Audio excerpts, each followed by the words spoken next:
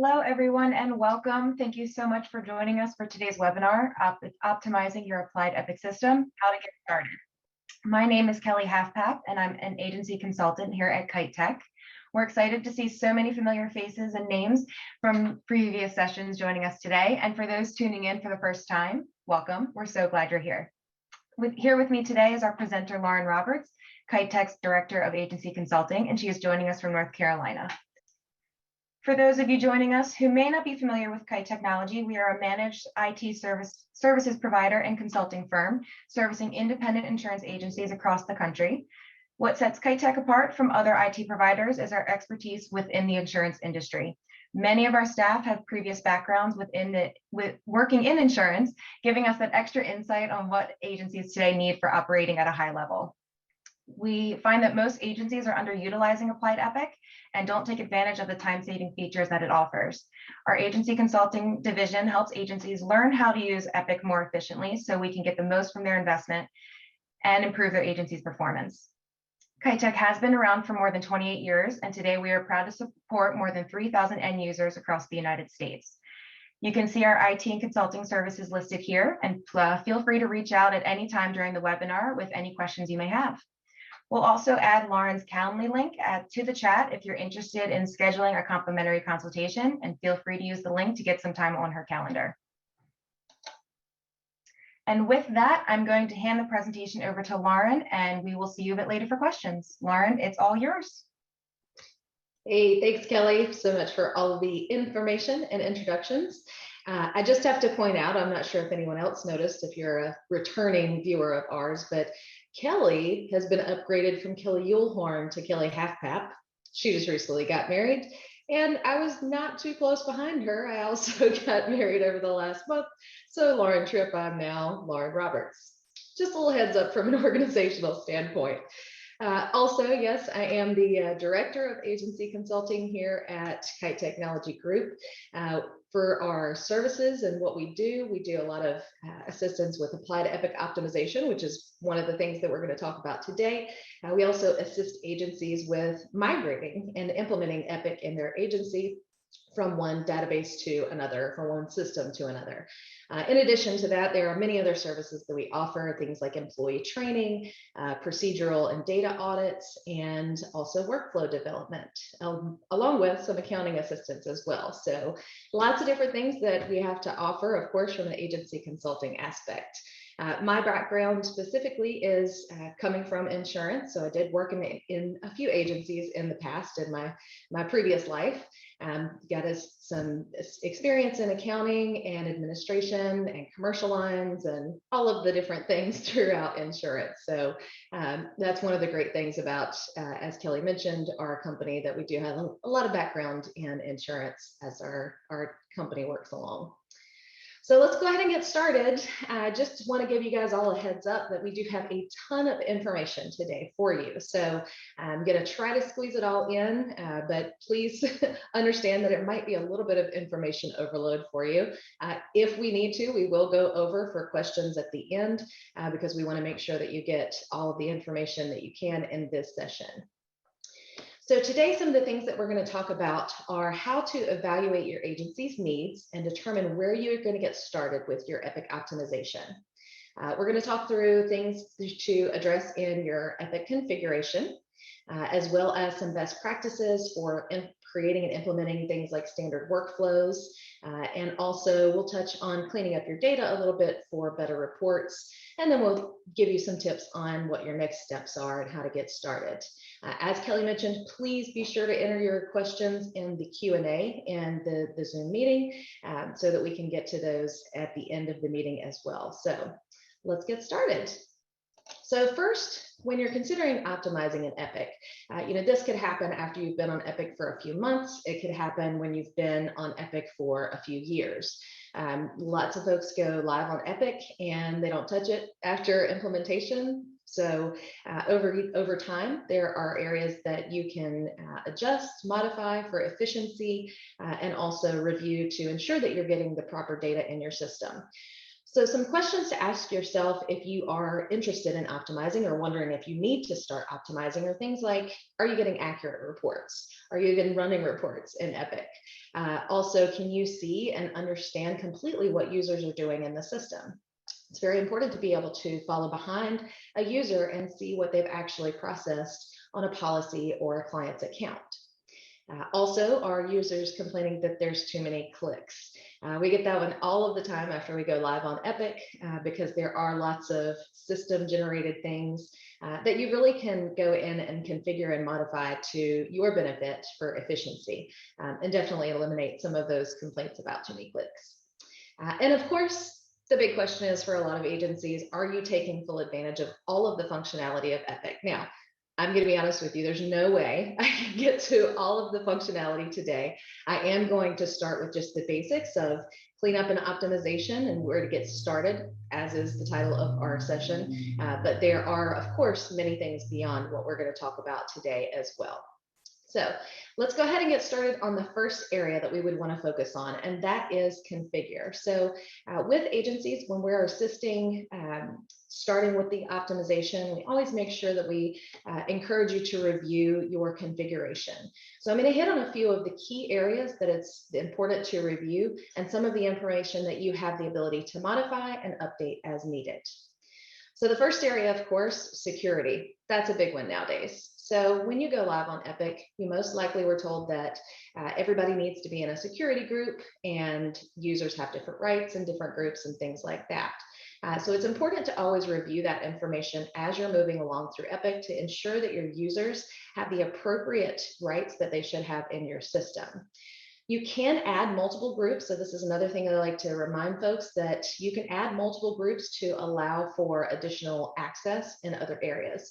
So if you have an account manager that has somehow gotten some expertise in reports and you want them to be able to run reports, then you can create a separate group outside of your original servicing or account manager type group to allow that person to also have access just to the reports area.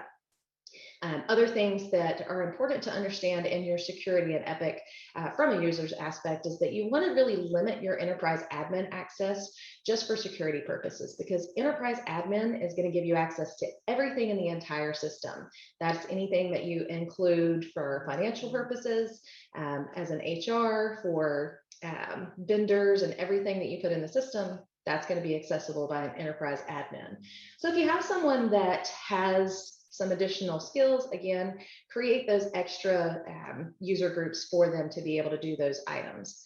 Also very important to keep in mind, try not to, if at all cost, change users' rights from the user level, because what that does is that causes some confusion as far as knowing exactly what users have access to. So if you keep them in a group that you know what those specific rights are for that group, like reports or accounting and things like that, then you know specifically, hey, I put this person in this group, so they only have access to this and their servicing or whatever the other level is. If you start changing things at the user level, then it can be very easily lost in translation and you can't figure out who has access to what at that point. Another neat thing over in Epic, and I will be switching back and forth between our presentation and Epic today, but another neat thing in Epic, in configure in your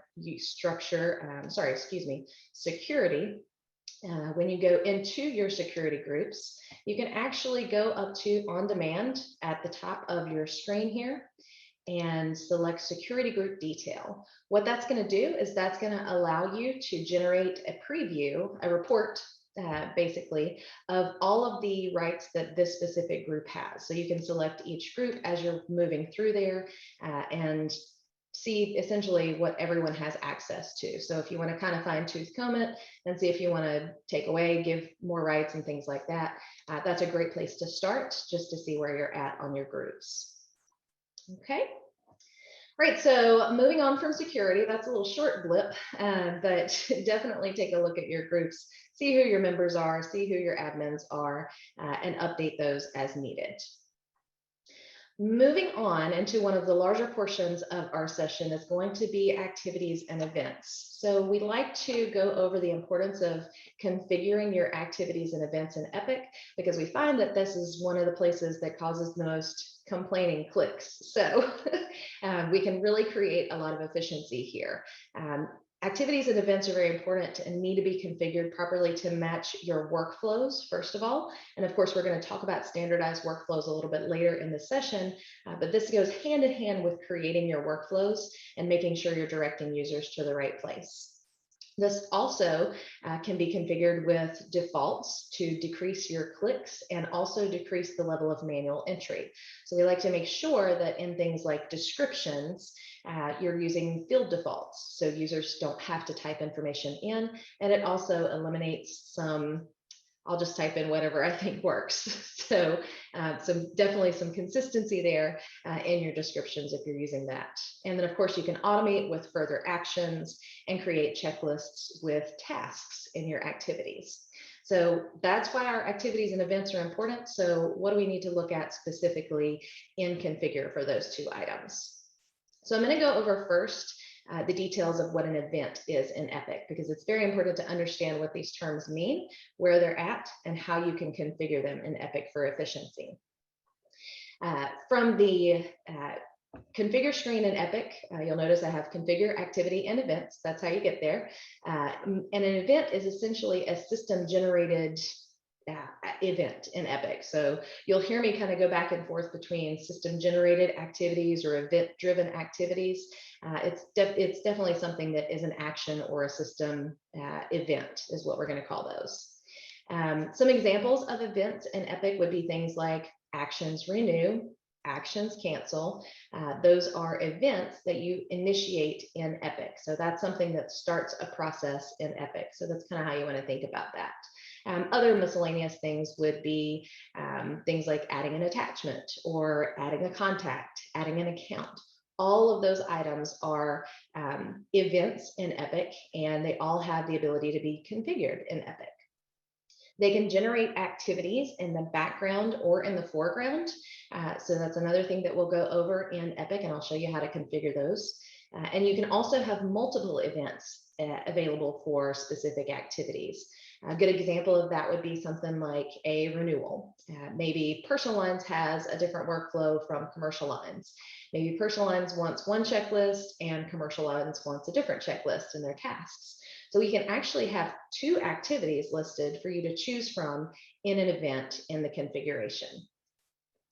Also, you want to make sure that your events have activities associated so that you can actually run reports for things like workload balancing.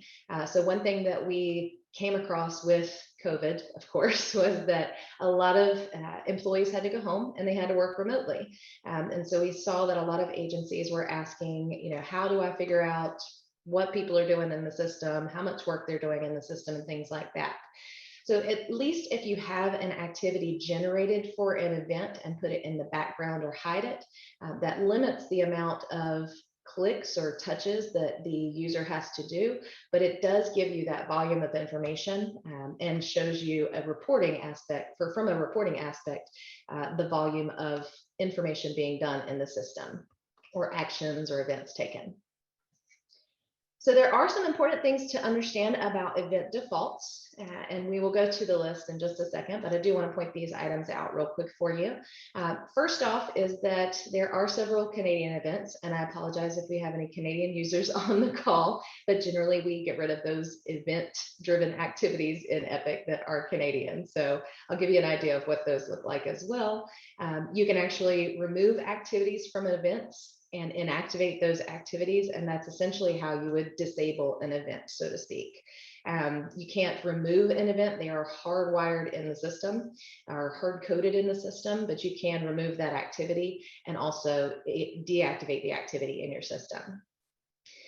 Some other important things to think about when you're looking at your events and configuring these are whether or not the event should be followed up on, whether or not it should be documented, or if it's just something that's happening for reporting purposes. Add contact is a great example of something that I would not need an activity for. I don't need to document why I added a contact. Certainly don't need to follow up on a contact. So that would be my determination when I'm looking at the event known as add a contact. I need that activity to happen, but I can just put it in the background so nobody has to touch it or see it. In the add attachment, that's one example of where we could add several different activities based on what you're actually attaching. So when you're adding an attachment in Epic and you're dropping it onto the policy, for example, you could have several different document type activities created. So ATCH is always going to be our generic. I'm sure everybody has seen that one, but you could add others like RPOL, received policy, REND, endorsement received, our AUD, audit received, and so forth. So you can create a system for documents that you would attach directly to the policy, and those would have a selection of activities to choose from when you add an attachment to the policy. Okay, so let's jump over into the events and see what those look like and how we would configure those. So I'm going to go back over here into configure. We're going to go over to activity and events.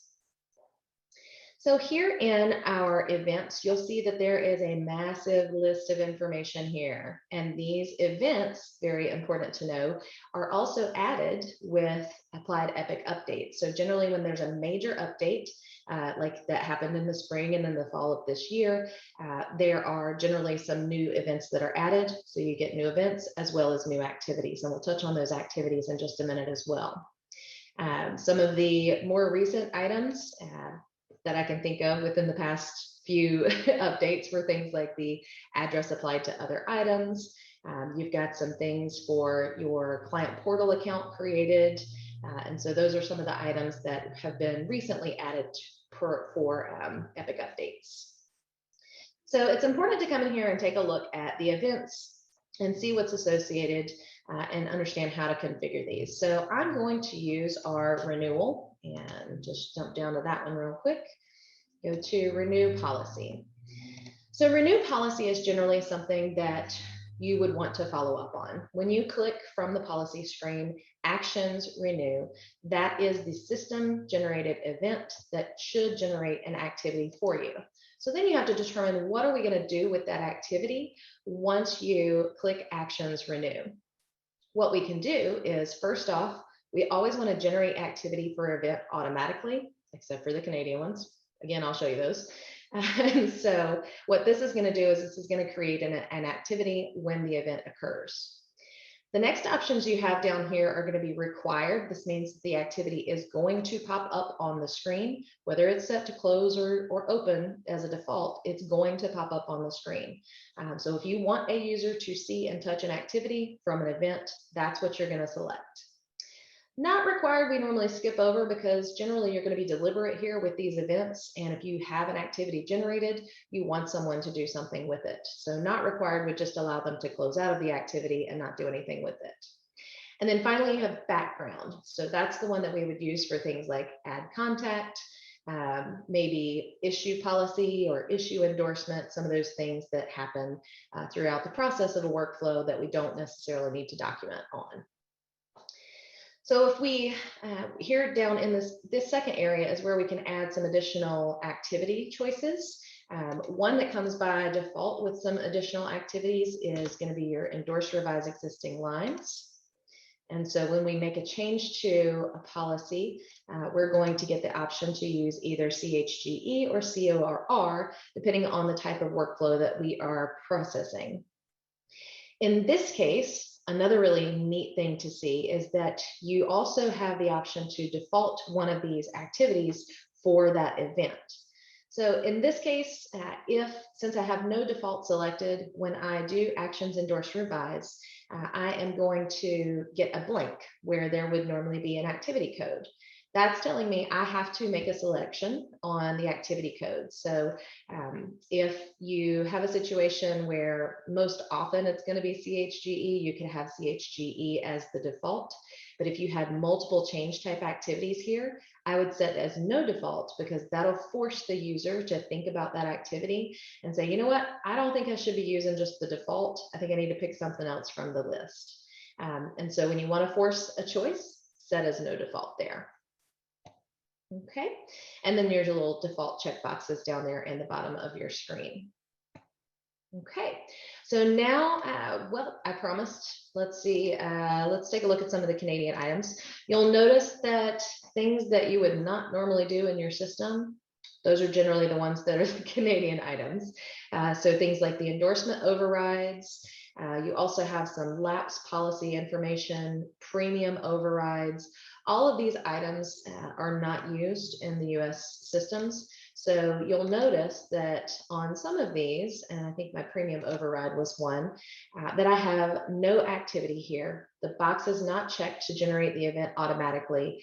And that is how I basically remove this from my system. So you'll notice the event's going to stay, but since I don't have an activity, nothing's ever going to generate for that. And I also went into my activity codes and inactivated that code so that I don't see the code in my list either. So that's basically how you would kind of shut those down. Some of the newer versions of Epic don't actually have those codes included at all, and they're not listed on the event, but some of the older ones, we definitely still see those. All right, so that's the events for you and the configuration of those. Let's move on into activities. And with activities, I find that it's very important to establish the purpose of your activities in Epic. Because if we don't understand what the purpose and the reasoning is behind using activities, then chances are we're not going to get the right information in the system.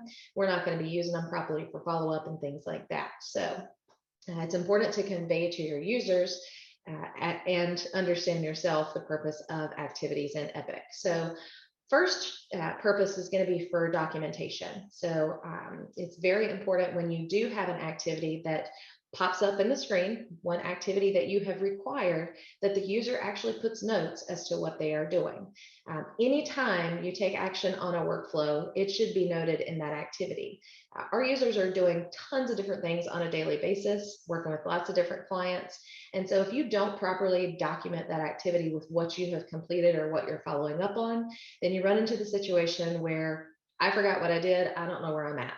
Additionally, others can't follow up with that information either. So if I won the lottery today and I'm gone and somebody else has to take over for me, then those users that are following up on my activities with no notes are not going to understand what to do there. And again, you should use your notes for follow-up, again, just to remind yourself what you're doing there.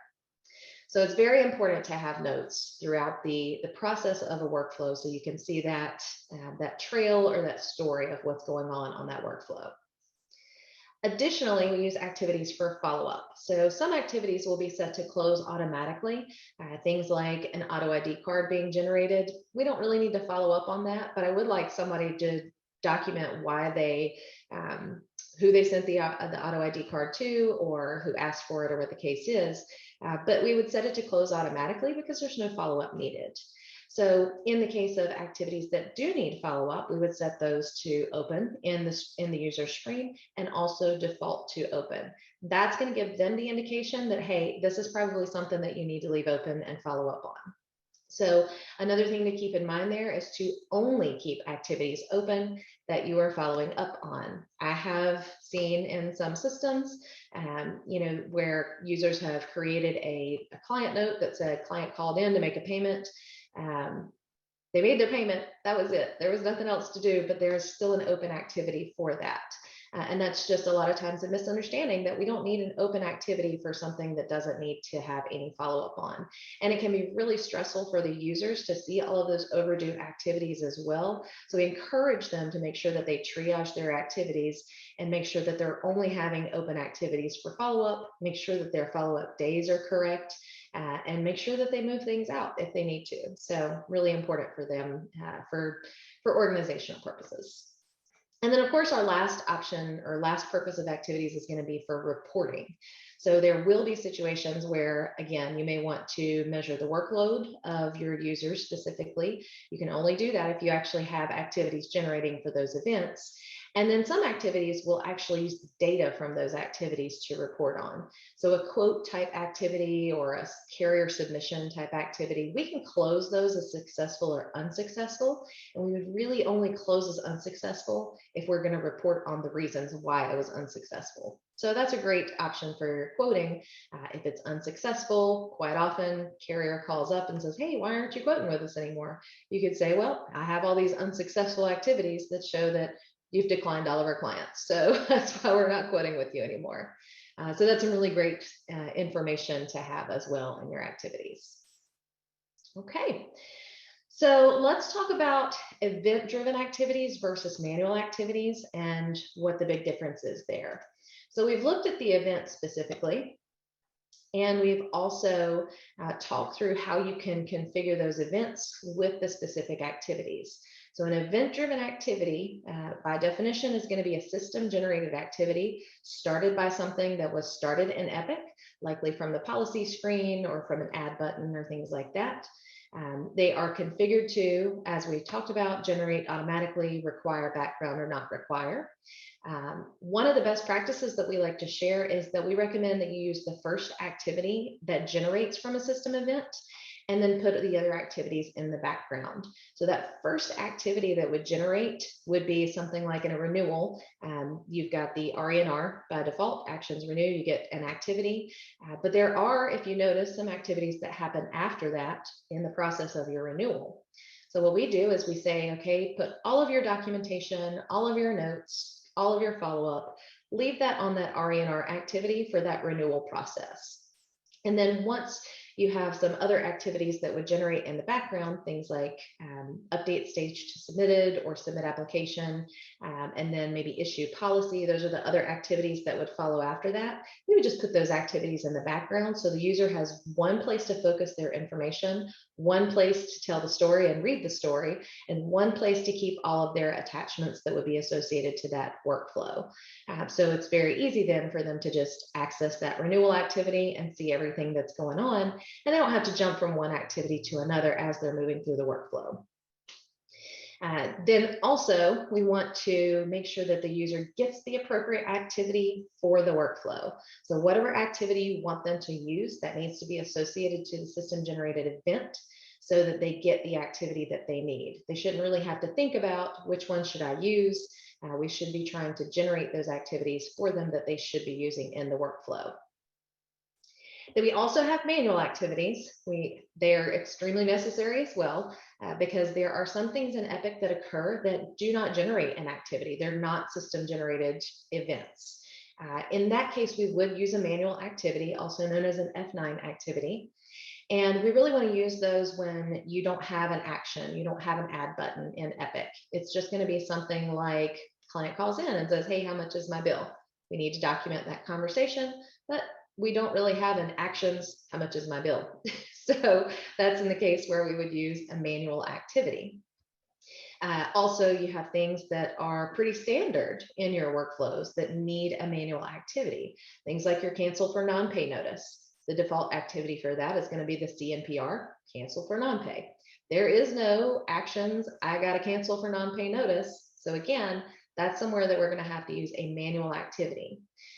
So it's important to also keep in mind with manual activities that you could have very well brought over some from your previous database. You could have some old stuff in your system. Some things might be used, some things might be used improperly, some things might be used for several different things that, that kind of need to be drilled down to as well. So you want to also make sure that you only have manual activities for those specific instances where something wouldn't go on the workflow activity. So for example, if there was underwriting information that I was following up on for the renewal, maybe the carrier needs an updated SOV, updated driver's list, things like that. I don't need to put that in another activity. I already have a renewal activity that I am working on. So I'm just going to add a note on that renewal activity and associate any attachments to that as well, because again, I want to keep it in all one place. I wouldn't want to add something separately like an underwriting activity, because now I have to go over there and see where that information is, and we could have a lot of stuff in different places. And so again, we really want to try to keep anything that's associated to the workflow in the workflow activity.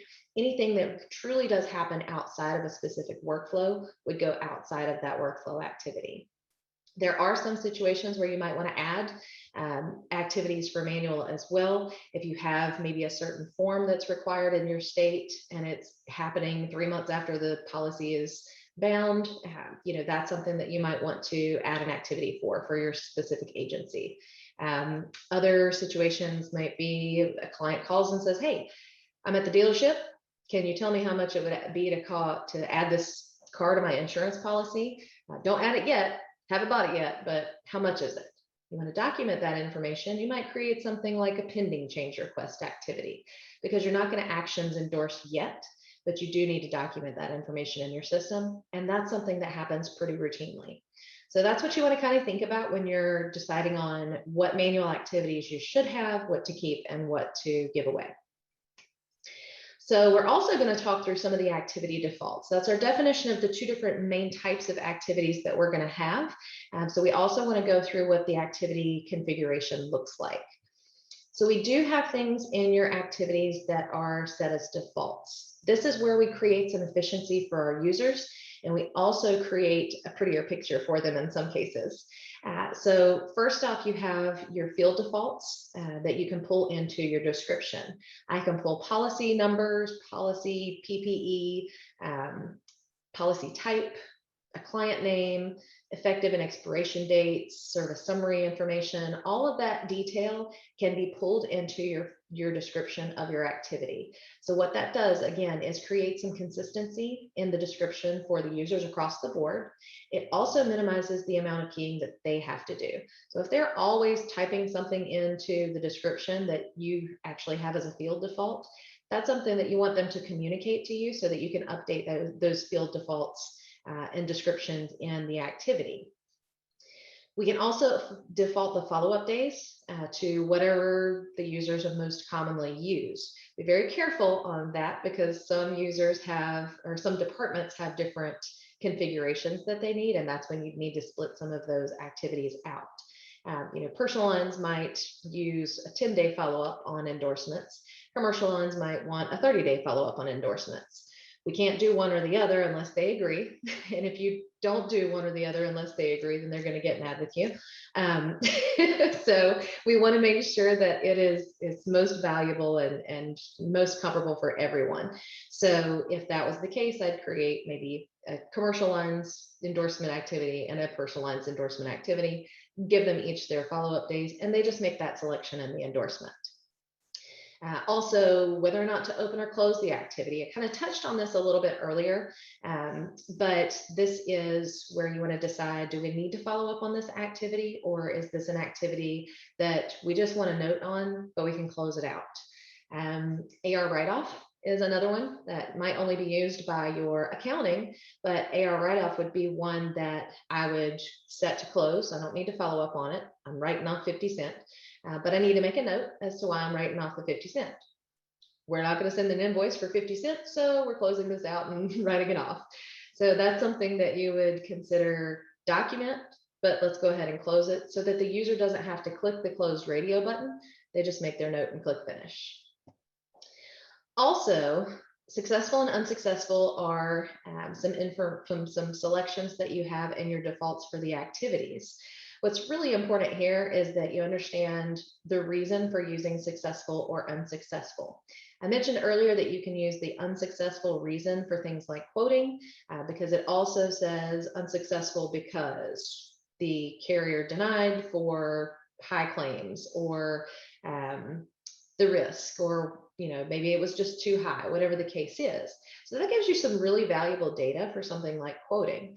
But something like an endorsement, it's most likely going to be successful. Law large number says all of them are going to be successful in endorsements, and we're probably only going to have a few that we have to not issue. So we would default that to successful, because we're not going to report on unsuccessful reasons for endorsements. So that's one other area that we can remove a click from our users and ensure that they don't have to make that selection. That is something that I've noticed in some of the newer versions of Applied, is that there are a lot of blank options there. And so if I go over here into configure, I want you guys to kind of see what this looks like. I have noticed that in things like the basic settings over here, there are a lot of defaulting as blanks. So what that does is when I close that activity, it's going to be blank. So I have to also choose successful or unsuccessful. So what we're doing a lot of times when we optimize Epic is we are selecting default as successful, so the user doesn't have to do that. Another thing to keep in mind in this area specifically is that you're going to see some @ codes, especially if you've been on Epic for a while and haven't touched your configure. All of these @ codes come with updates from Epic. So as I mentioned earlier, you'll get new events as you are updating or as Applied updates and does those big updates each year. Those updates also come with activities, because every time we have new event, it's got to come with an activity. So this one specifically, when you see the @ code used in your system, that's your indication that you need to go address that code and configure it for what you're going to use it for. Address applied to other items, for example, I don't need to follow up on this. Chances are I've got an endorsement change request out there that says I'm making a change to the address on the account. So you want to remove that @ symbol, and we want to update this code so that it is 4 letters. You don't have to add the 4th letter if you don't want to, but I'm a little OCD about that. So I would change it to ADCO. I've determined I don't need to see this activity after it happens, and so I can just set it to close and successful. And so this default blank at that point doesn't even matter, because the user's not going to have to close this activity. It's already set to close as successful. Some of the other things in this area are important for configuration of the activities. You have things like who's going to get the activity as the owner. So if it is used for follow-up, who's going to be taking over that activity. User ID is going to be whoever initiates the activity, or you can select a servicing role that's in your system, work group, or you can set a specific person. So if I know that an accounting activity is always going to go to my accounting person, then I would set that to specific person and my accounting person. If I know that an activity should always go to the CSR, no matter who generates the activity, I go to the CSR. And of course, user ID would be, this is my activity, I did it, and I'm keeping it. So some other items in here, further actions, we're not going to go into too much detail on. I will pop over here and show you some of the options, but this is one that's a little bit more complex.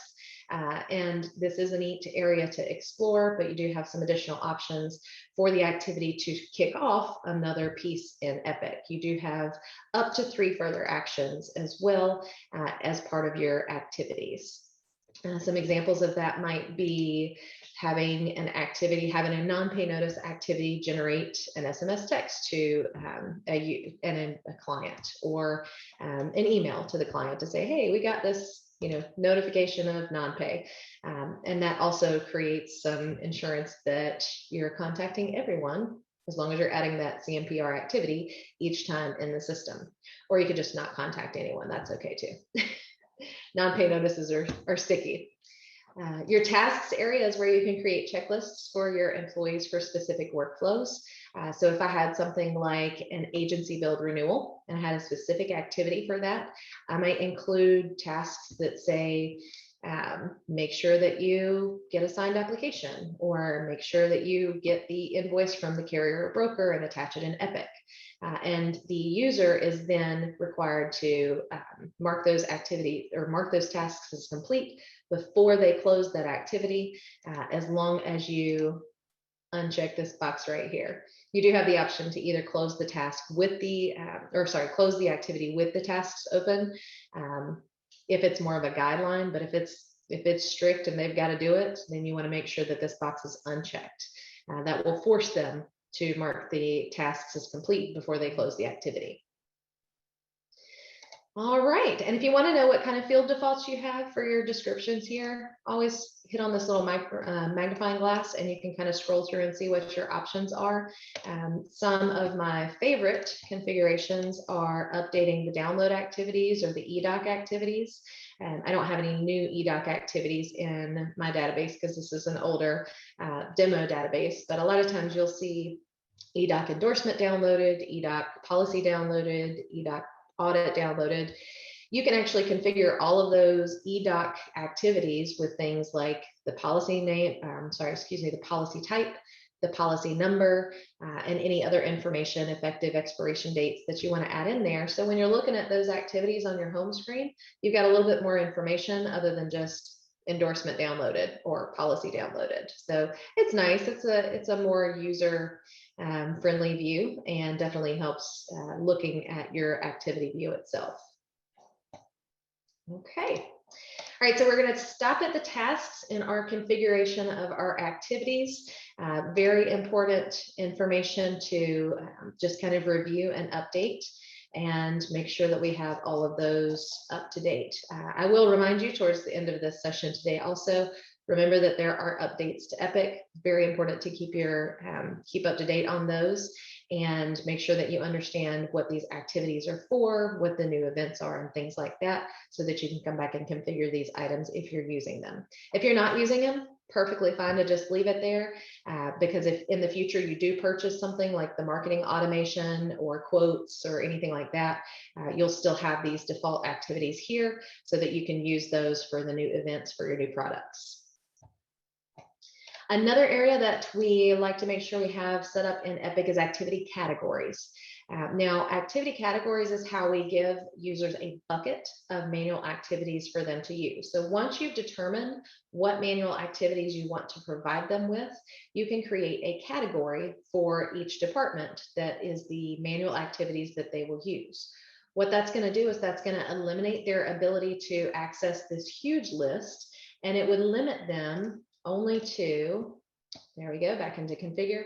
It would take away their options to get to all of these manual activities, and it would give them just a bucket of the activities that they can use for manual activities only. So this does a couple of things, create some standardization, of course, because everybody's using the same thing. And then it also minimizes any confusion on what activity am I supposed to pick.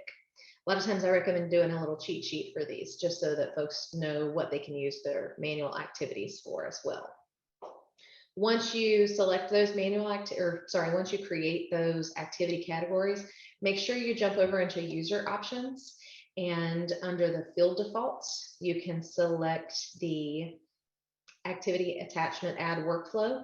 And when that comes up, and in that field default add attachment or activity workflow, you can select what their default category should be. There it goes. Epic caught up on me. Field defaults. And then that'll come up shortly. Might not. My Epic's decided to slow down a little bit today. There we go. Okay. And so this is where we would go to click on activity and select their default as commercial lines.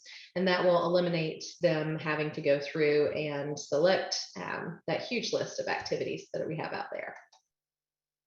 All right, so one more thing to keep in mind, a couple of things to keep in mind are what to do before you start configuring, or what to know before you start configuring all of these activities and events. First off, this is quite an undertaking because there are a lot of events and a lot of activities. Unless you have time to spend hours a day, I would take this slowly, a little piece at a time. And it's important to create a worksheet of some sort to track your changes. Because you want to make sure you document anything you've changed in the system, so you can always come back and say, well, I don't know, why do we have 30 follow-up days, or why do we have that activity closing in the background? So it's important to create something, a spreadsheet that shows all of your activity codes, the events that are tied to them, the configuration of your events, and also the configuration of your activities. So you can go through and make notes on each one that you're using. You can also, flag items that need to be changed, and then determine which activities need to be inactivated as well. Also look for what activities are your manual activities, and then use your activity reports to see how users are actually using that information. Are they using the activities for, again, multiple purposes and lots of crazy stuff? Or do they have a true purpose that we need to keep this manual activity for? Or are they using the activity that is outside of a workflow, but they really could put that information into a workflow? So those are some of the things that you want to ask questions about as you are working through those reports. It's real easy to just drop in an activity in a report and say, show me how many times this activity has been used in the last 12 months and see what's going on there. Also, you can decide whether or not, like I said, manual activities should be included in an event-driven activity or dropped into an event. So maybe they are using a specific activity each time they do a BOR letter. Maybe that could be a activity that goes under the add attachment or add document event. So a couple of different options that you have that you could do there to determine whether it needs to be manual or event driven, or just an event driven activity should absorb that detail. Okay. Also, we are going to, that's all of our events and activities for now. We are going to jump into a couple of other options to review and configure. Another area that I find is important to review and update is interface. This is one of those areas that it seems like Epic just keeps updating and keeps making things better and better for us.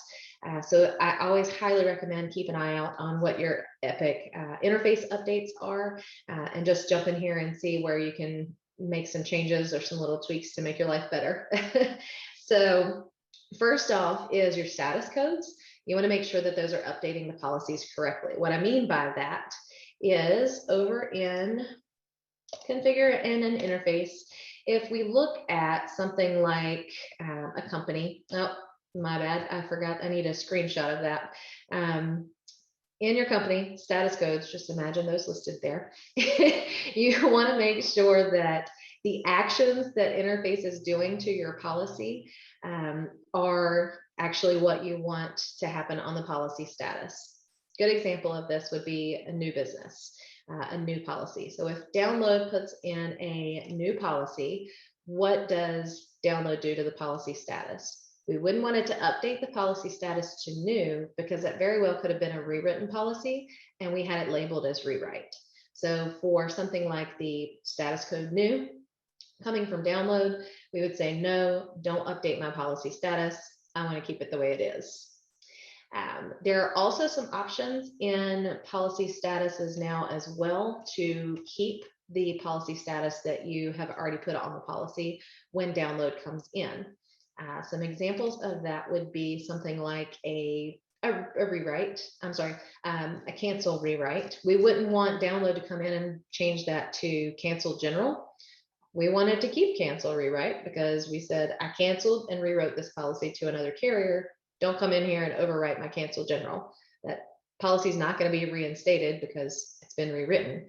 So when you look at your statuses, you will also see this little checkbox that says, keep this line status regardless of what download does. So you can use that for things like canceled insurance request, probably not going to reinstate, canceled rewritten, probably not going to reinstate. So we could keep that status whether download comes in and does its cancellation after we've updated that information. You also have some options in download now for your cancellation, and those are where you can configure custom status codes for things like a cancel for non-pay. There are lots of different status cancellation statuses that come from interface, and the one that I found to be most helpful recently is setting a cancel for non-pay to actually change the policy status to CNP. And then you can also create a different download activity if you're using download activities as well to show up that says, hey, this is a cancel for non-pay. It's not just a cancel general. So definitely go in and explore some of your cancellation statuses there as well. You also have the option to update estimated premium or annualized premium and commission. We recommend estimated because that's the one we have the most control over. Annualized, another long story. In another webinar, we'll do that one. But the annualized is generated by transactions always. And so we find that a lot of agencies prefer estimated because you have control over it. You can update it manually and things like that. Also, you can create an activity that lets you know when the renewal premium has increased by your specification. So there is an exceptions option in interface that shows, yes, let me know when the policy exceeds 10% of an increase or whatever percentage you've chosen. In your renewal status code and your renewal quote status code in interface, you can add in a premium increase activity that would generate on that account manager screen to let them know, hey, there's been a renewal increase. I don't have to give you the comm log. There's an activity on your home screen that shows you that information. So some other really neat configurations that have come out over the past several updates. Another thing, speaking of download, is the ability to use download activities. We find that since we're all paperless now, since we're working remotely and we're in, one state or another, and maybe we're in the office, maybe we're not in the office, we give options to keep all of the information in the system versus having to generate something externally. So for download, traditionally, everyone would get a comm log, but now you have the ability to associate activities to all of those different policy transactions. Generally, when you go live, you probably only have a handful of activities that you've selected to generate with those transactions, but you do have the ability to associate an activity to all of those transactions, whether it's new policy, renewal, change, cancellation, audit, all of those things can have an activity associated with it, and you can determine whether or not that activity should open or close. If you open that activity on the account manager screen, yes, it seems like a lot, I know, but that gives them an immediate notification that something has downloaded and something has affected their policy. And so that could very quickly give them a notification, oh, there's a CHGE for an endorsement. Oh, I got a downloaded premium change, or sorry, a downloaded policy change. Tie those two together, close it out, we're done. So having the activities download eliminates the need to go through a lengthy comm log or report, and allows you to have those activities just open to the user. They're responsible for it. And you can even add things like tasks on those activities. Think about a reinstatement. When a reinstatement downloads, you could get a DREI activity, add some tasks on there, or add a task on there that says, hey, when you get this reinstatement, go to the policy and change it back to new renewal rewrite, because reinstatement status tells me nothing. So that's also some neat features that you have for those. I'm not going to hit on it too much, but if you are downloading claims or if you process claims in your agency, make sure you go check the claims section, because there's some additional activities you can download there. And if you're focusing at all on the claims aspect in Epic. I did touch base a little bit on the descriptions that you can create for eDocs. So again, you can go over to the activity codes and update those descriptions with things like the policy information. In interface configuration itself, you can also overwrite the attachment description. So if you don't like the policy description coming when a policy downloads and you want to replace it with your own, you can go into that specific eDoc and interface, and you can actually override the description by checking a little box and saying, use my description, don't use the carrier's description for this. So that's just a neat little feature that you can do as well. Something that, again, has come out over the last several updates from Epic.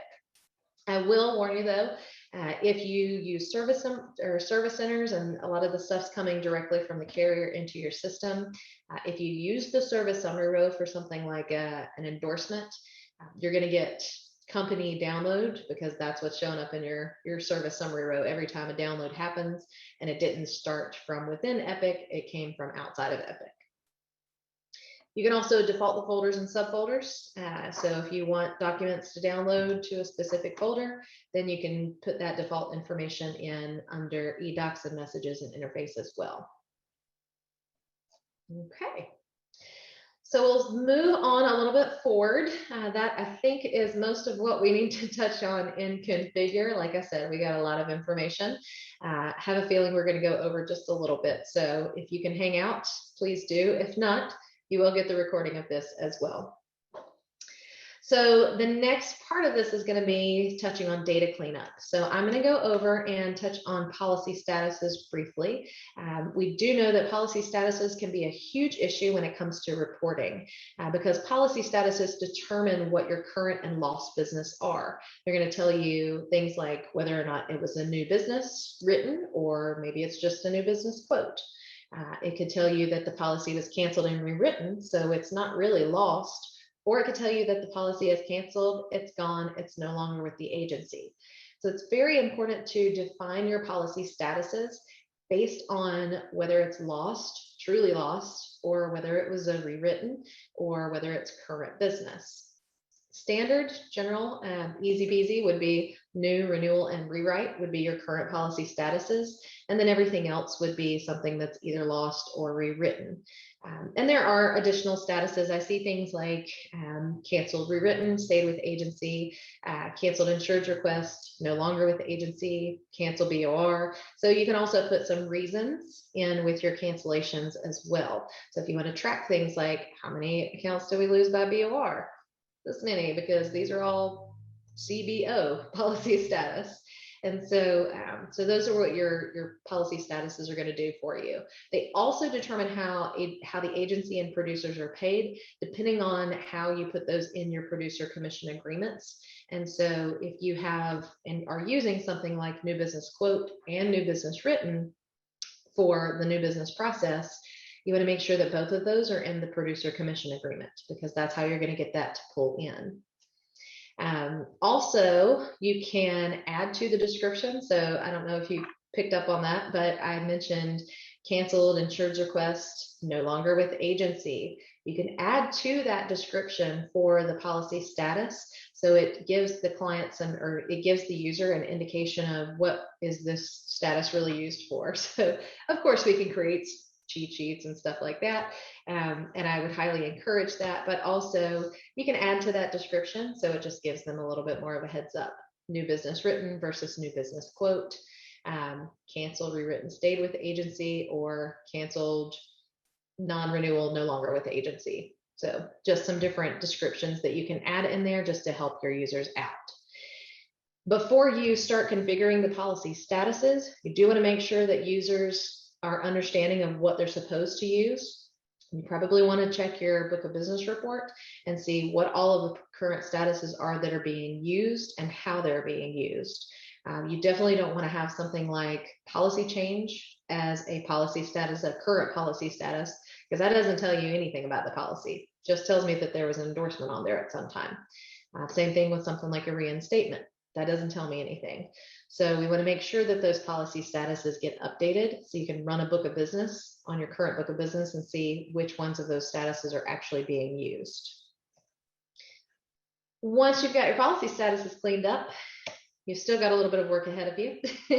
You'll want to make sure that you also review things like servicing roles and make sure that we're actually putting users into those servicing roles.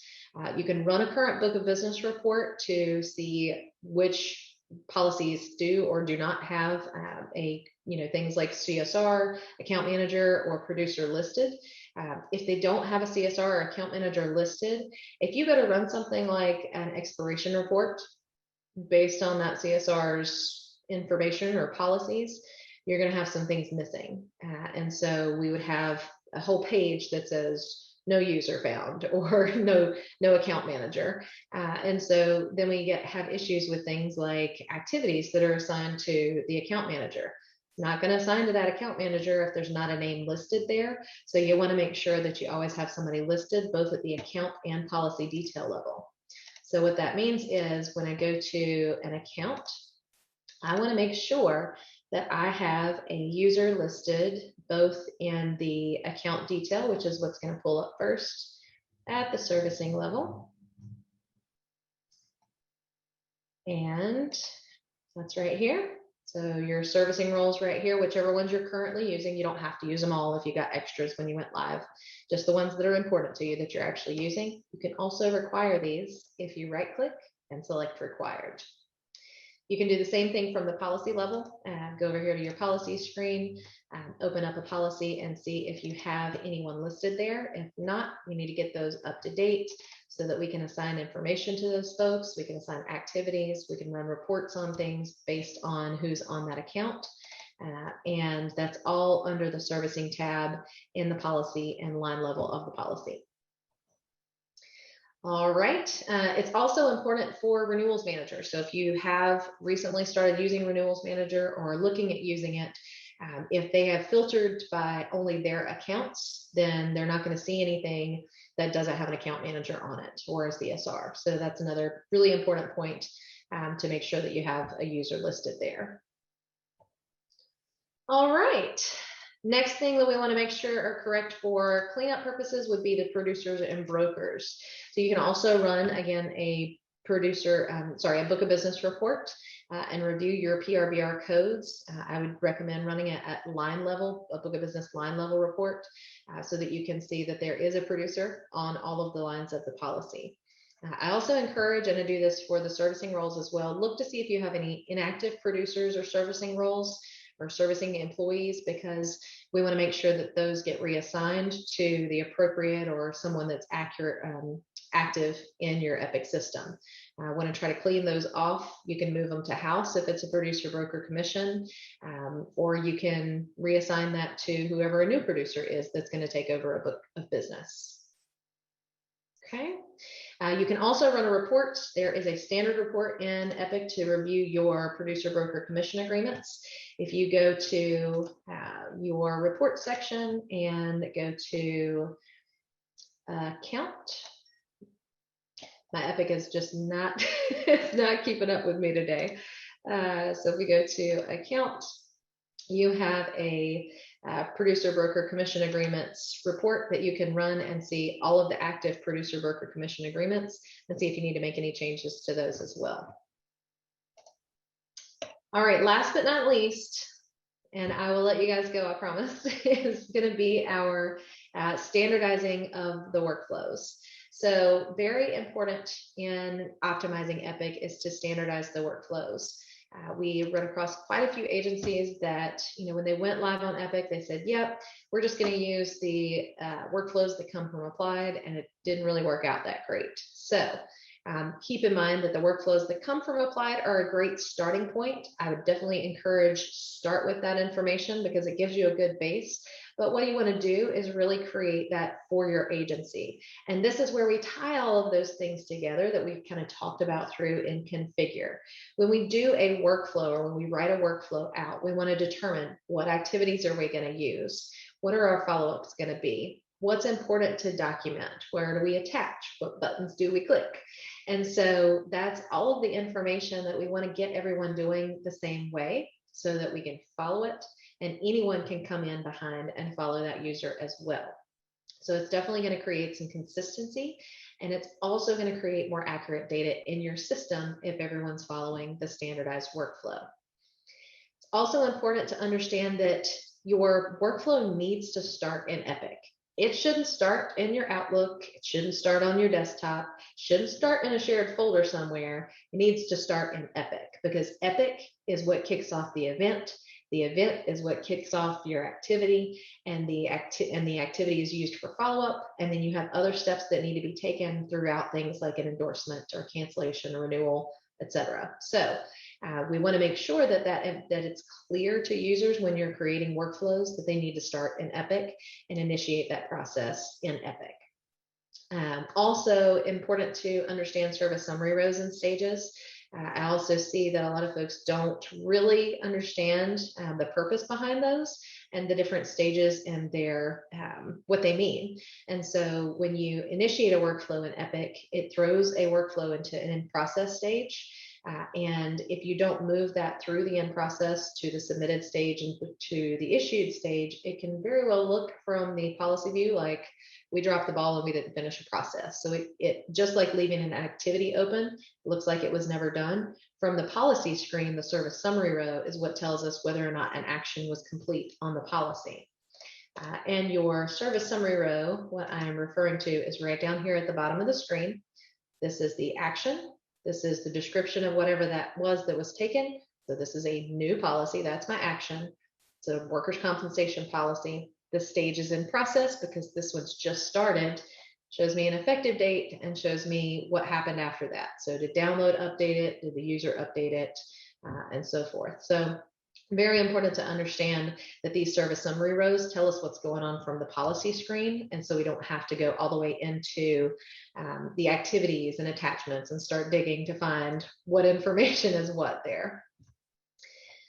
Also, in your workflows, and I'll show you an example workflow in just a moment, we want to make sure that you have your workflows documented for things like download versus not downloaded.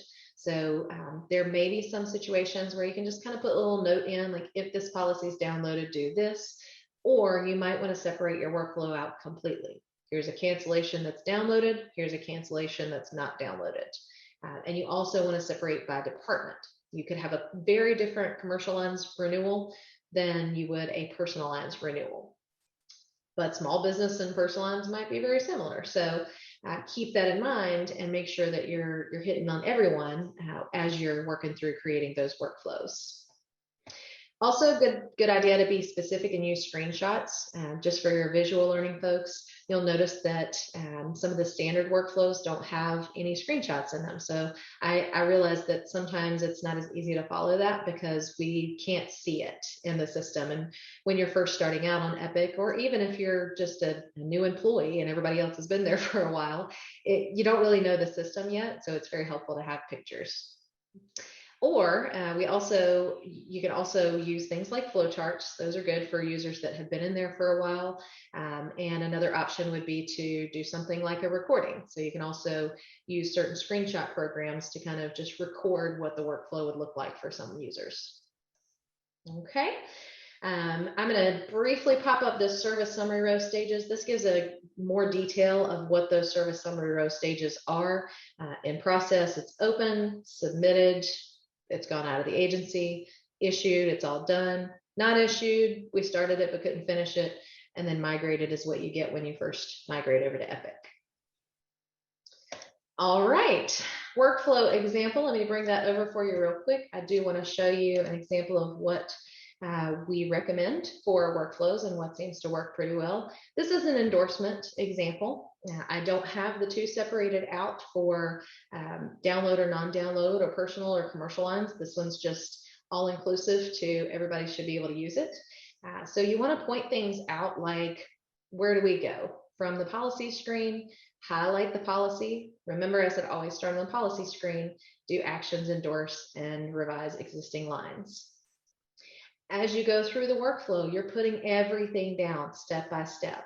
This should be so easy that anyone in your agency could pick up and do this workflow and follow it through from 1 to 10 or 25. So we definitely want to make sure that we have things that are, again, very detailed. We use highlighting, we use arrows, and you could do this either in a format like this, or you could do something that was essentially, a recording of what the workflow is. Just make sure you get the same details out in this process. Also important to enter things like tasks. Make sure you have your specific workflow activities entered in there, so everyone knows, again, what's coming up, which do I need to choose from, and things like that. You'll notice that your descriptions and activities have defaulted in detail from the service summary row, effective dates. We've got a follow-up start date that's defaulted. And then we want to make sure that we put documentation in the notes of what we're doing there. So I know not everybody needs to know how to do an endorsement, but this does give you a good kind of basis to start from and how detailed it really should be to help the users out.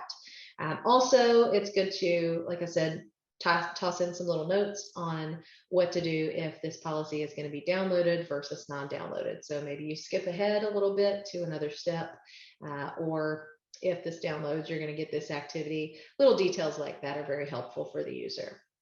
You can even add in things like when to send something to e-signature, when to print it to just your attachments, or how to send things out for signatures to the client. So definitely lots of information that you can do here, and you do want to make sure that this is customized for your agency and not just a standard workflow that's just out of the box. You want to create these based on your preferences, your configurations, and how you want your users to do things in your system. Okay. All right. So I didn't go over quite as much as I thought I would. I do want to kind of give you some ideas for next steps.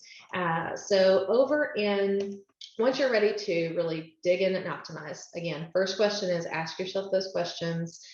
Am I ready to optimize? Do I need to optimize? Have I touched configure in the past 4 years? That's kind of, where you want to go with determining whether or not you need to start. Also determine what needs to be cleaned up first. It's very important to initiate cleanup, things like your data fields, those activities, producer broker commission agreements, what are we doing with service summary rows. So we want to make sure that data cleanup is addressed first. Start your cleanup, use things like the required and desired options in Epic to make users fill out certain fields. And also create a checklist for your users. So if you find that you have a lot of data that needs to be cleaned up, then they need to address these specific areas each time they touch an account. Hey, go look at your servicing roles, make sure you got a producer, make sure the policy status is correct, etc. So what do they need to do each time they touch an account? Then you want to work through those events and activities and start creating your workflows. Once you have modified your workflows or created those workflows, you want to have that spreadsheet there ready, or worksheet ready for your activities to be configured.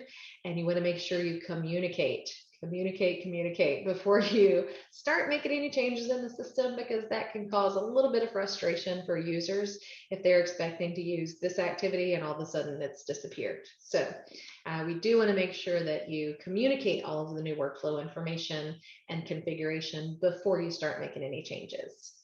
And then, of course, like I mentioned earlier, you're going to get annual updates, sometimes semi-annual or twice a year updates to Epic that are pretty major. So you want to make sure that you stay on top of those, because you likely will have to update workflows and configuration based on the new stuff that comes out. All right.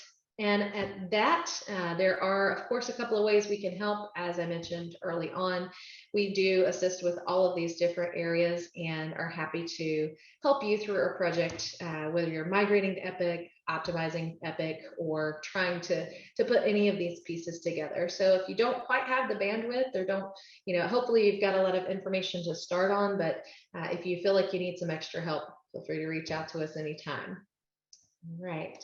I'm going to pass it back over to Kelly now for questions to see what we have in our queue here. Thanks, Lauren. So yes, we did have some questions that came in. The first one being, is there any issues if you change someone from enterprise access to more limited access? No, as long as you make sure that they have what they need. So if you have a user that is maybe they just need a little bit of extra access in one area, create a user group for them and make some specific details about what you're giving them access to in that area. If you take away enterprise access that you have given previously, that is going to be very restrictive. And so there'll be a lot of things that they can't do. Things like, think about from servicing to enterprise. I'm definitely not going to be able to reverse transactions outside of the accounting month now. So accounting or an enterprise could still do that, but my servicing person that I took away enterprise admin from can't do that anymore. So there will be definitely things that you would be taking away. So that's where it's good to run that on demand of your servicing group or of your security group to see what access they can actually see and do if they are in a security group versus the enterprise access. Great. Good question. And our next one is, I have noticed that some attachments that are generated and associated with an activity, like a proposal or endorsement, when we close and replace save, an activity detail box comes up. It does not happen on all of the attachments, but is there any way to disable that function? If you are modifying an existing document, the replace save, I know exactly what you're talking about now. There is not a way to disable that box from popping up. What that's doing is that's just reminding you, hey, here's what this attachment was associated to that you made changes to. So it doesn't move it or do anything else with it. It's just kind of one of those reminders that says, hey, you made a change to this. Here's all the things that it was tied to. Good question. All right, our next one, when setting up a further action to generate a letter, can that letter be customized with certain details? For example, if a policy was endorsed to add a vehicle, can the letter generated include the details of the change? Yes, and there are even cooler things coming with the further actions. So I get really excited about this because when I attended AppliedNet, I found that they are going to do some additional options for email templates. So we have a lot of users that are pulling in email templates from Outlook email signatures, and they're going to have some more options there. But with the letters, you absolutely can pull that information. You have to go into your letter templates. And you have to update let me get to the configure real quick. You have to update the attachment itself. So you have to open up the attachment. Let's go into templates, attachments and templates. And from here, you would go to the specific document that you want to edit. Slowly but surely. I don't know what's happening with my Epic today.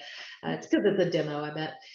Once you get in there, you'll go to edit the template. There we go. Actions and edit template. That's going to open up the Word document. I'm not going to do it right now because it's going to probably go crazy on me. It's not very reliable today. Actions, edit template.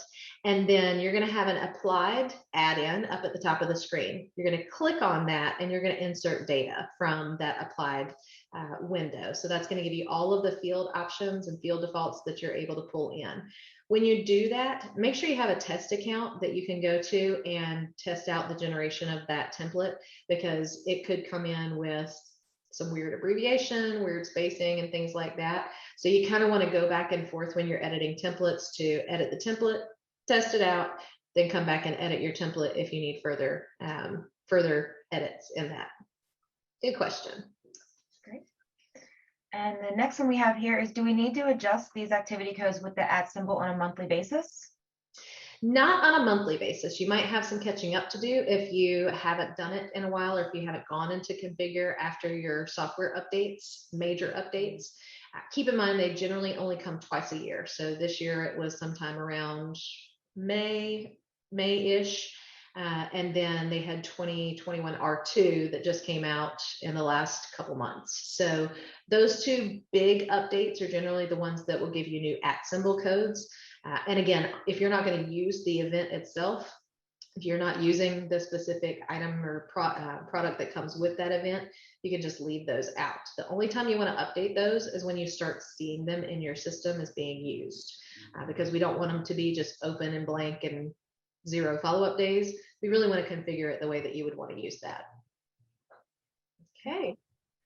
All right, the next one we got here, is there a way to change the reason for the cancellation without having to go into the detail? No. I know sometimes sometimes we want to be able to give the yes answer, but no, you do have to go into not only the cancellation reason, because that's what goes on your LPR, but you also want to go into policy line and change the policy status to whatever the cancellation type is. So that is a 2-part in your cancellation. Okay. All right, and we'll just get to one more here. How do I get users to put activities into a folder from the Epic document writer? Even if you require the field, does not mean they follow this. How do you get users to put activities into a folder from Epic document writer? I'm not sure that question is too clear. Let's see, because we're asking about putting activities into a folder. You might have attachments into a folder from Epic document writer, and you're requiring the field. So Good question. I'd have to test it out. If you're requiring the folder field, it should stop you from getting out until you actually attach it. But with Epic Document Writer, generally you have to go back and update things in the attachment itself. Like you have to go in and update the attachment description. And so I'm pretty sure you have to update the folder there as well. So you'd have to go back and edit attachment detail so that you can also update the folder and the description of the document. One thing I would suggest is not to require a folder for everything. And I know that might be out of the box a little bit, but when you think about folders, and it's a whole nother session, attachment folders in Epic, really we kind of try to keep only main documents in there that we would go look for historically. Generally, when locating information in Epic, we would drill down from the policy. So I'd go to a policy screen, and if I wanted to find attachments, I'd start on the policy and I'd say access the activities that are associated to this policy. This is why we attach all workflow documents to the workflow activity and policy documents to the policy. And we would look for the activity, and then I'd go to that APOL activity and say, where are all my documents for my workflow where I added this policy? I'd go access and attachments from there. Right. So the folder view really is more for main documents. Like if I wanted to go back and look at a big folder of all the policies from all time, great. But generally I'm going to be working on current information. So I'll drill down using the access button instead of going to a folder view to see that information. Okay, I'm done now, sorry. Well, it looks like that's all the time that we have for questions today. Thanks for sticking with us. And if we didn't get to your question, or if you have additional ones that come up about today's topic, please email us at consult@kitetechgroup.com. And thank you, Lauren, for a great presentation. We hope that you enjoyed the presentation today and hope you found it valuable. If you would like to learn more about KiteTech's IT and consulting services, please feel free to reach out to us using any of the ways listed here. And we would be happy to set up a complimentary consultation to talk with you about your technology or consulting needs. As mentioned earlier, you will receive a follow-up email that will include today's recording in a few days. And just as a reminder to please take a minute to complete our survey, we would really appreciate your feedback. Thank you again for spending time with us today, and we hope you enjoy the rest of your day. Thank you. See you guys.